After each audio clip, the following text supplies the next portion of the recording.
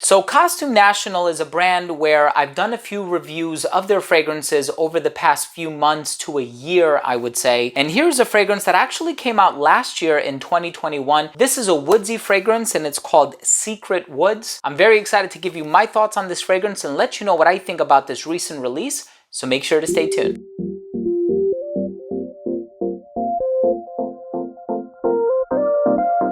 Now, before I begin my fragrance review of Secret Woods by Costume National, an affordable fragrance that I think is really good for the price and what they're going for, I do want to start things off by mentioning that if you're a fan of fragrance-related content, please do consider supporting the channel by subscribing to it. Hit that bell icon so you can be notified every time I upload future videos to this channel. And of course, give this video a thumbs up if you take something of value from today's episode. I also want to mention that if you're interested in purchasing this fragrance, I noticed that at the moment you can find it at fragrancebuy.ca. They have it for a really good price. I trust them. I've been using them for many years.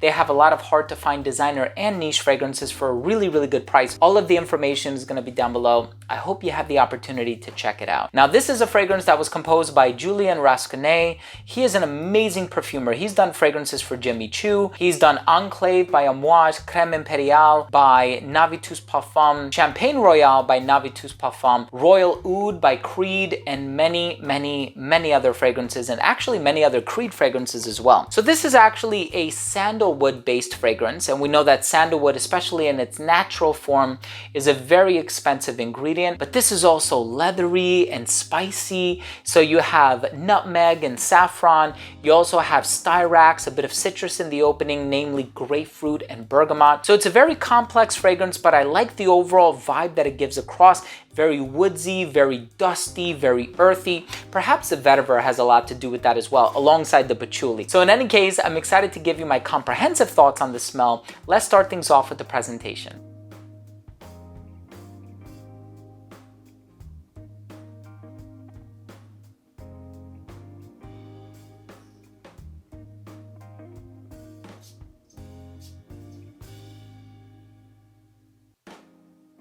So this fragrance opens up very spicy, earthy, and dusty. There's absolutely nothing sweet about this fragrance to speak of. And even when you take a look at styrax, sometimes it can have a vanillic overtone with like a medicinal kind of a sweetness. You don't even have that happening in here. It's very dry, earthy, dusty, which leads me to believe that the sandalwood has a lot to do with it. I think perhaps the patchouli has a lot to do with it in terms of that earthy component. The sandalwood is definitely giving off that creamy, woodsy presence, but again, nothing sweet to speak of. But it also has this refreshing quality in the opening. However, it is not a citrus fragrance. It is not an aquatic fragrance. It's not an ozonic or oceanic composition, not by any means, right? Because there's a little bit of citrus, but it's really an accent to the woods. And so there is a bit of grapefruit in the opening. There's a bit of bergamot, but they're very mild. I feel like in terms of the overall smell that is conveyed, it very quickly goes to the heart and the base, which is what makes up the majority of this composition. Now, nutmeg, I can definitely see that being in here, right? Nutmeg for me always gives off an autumnal feel. It reminds me of autumn. It reminds me of winter.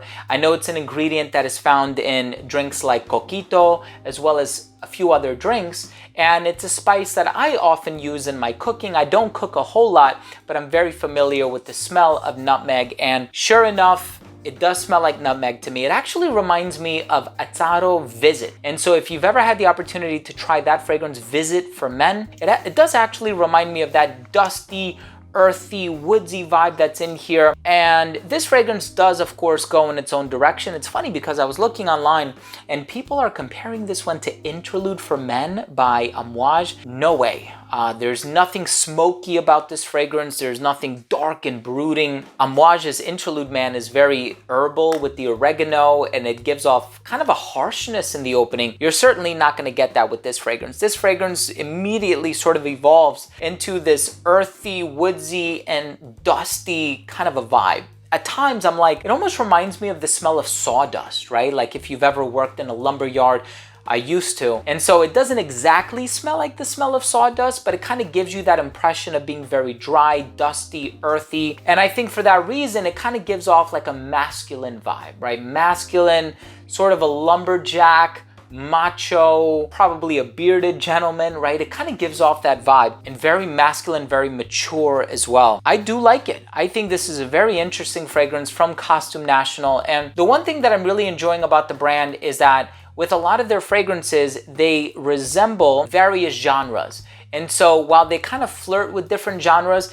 it goes to show that the brand has a lot of versatility, right? If you take a look at Costume National the original, the Eau de Parfum, these fragrances do things quite differently from other fragrances. And so I like that they establish a certain sense of originality and their own unique DNA, while maybe being inspired by other fragrances. Again, with this one, you know, the whole Reflection Man thing, I can see in terms of that woodsy appeal in the base and maybe the styrax, which is also found in Interlude Man. But at the end of the day, it does things its own way. But definitely, right, this is something that can be casual and formal, but definitely a rugged, macho, masculine kind of a guy, I think would probably be the best consumer for this fragrance. But again, you know my philosophy when it comes to scents. All scents are unisex. Wear what you like. These are just recommendations. At the end of the day, it's subjective. And so if you love the smell of it and you feel confident wearing it, please don't let anybody tell you otherwise. Let's go ahead and finish things off with my overall assessment. Now, in terms of the uniqueness and the overall smell, I do think it's unique despite the comparisons that were made. And it's funny, people compared it to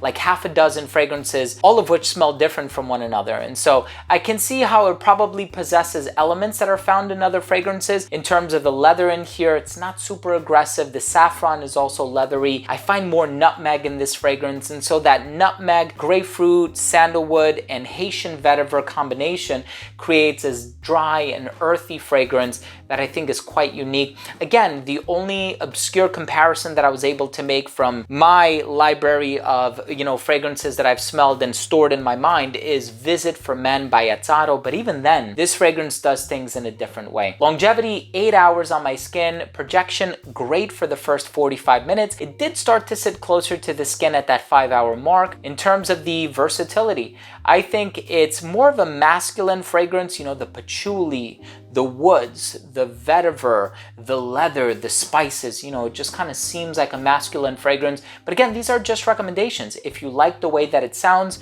by all means, please check it out. Wear it for yourself. It's all subjective. I think this will probably appeal to somebody who's a little bit older because there's nothing sweet in here and there's nothing overly bright or fresh or oceanic about this one. So I think it's going to cater to a bit of an older and more mature audience. I think this one can be worn casually or formally. And in terms of the presentation, I like the look and the aesthetic of it. I like the fact that it actually does have a cap. It doesn't look like it's a cap, but it is a cap to kind of prevent oxidation from happening. My final verdict on this fragrance is if you're a fan of dry, woodsy, dusty, and earthy fragrances, something that can kind of give off like a rugged feel without being overbearing or domineering or too harsh or aggressive, I would definitely recommend checking out Secret Woods by Costume National. I think this is a solid fragrance concentrated at Eau de Parfum strength. Thank you so much for joining me today. I hope you enjoyed my review of Secret Woods by Costume National.